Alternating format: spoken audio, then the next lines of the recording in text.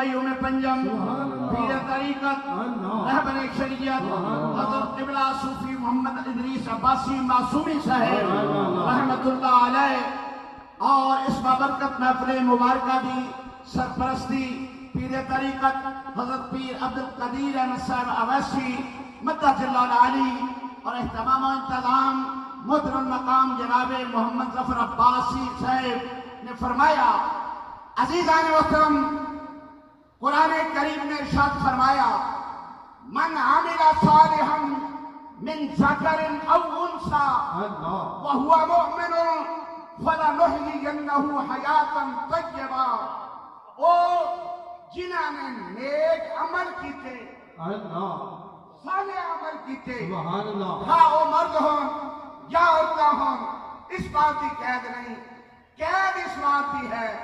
وَهُوَ مُؤْمِنٌ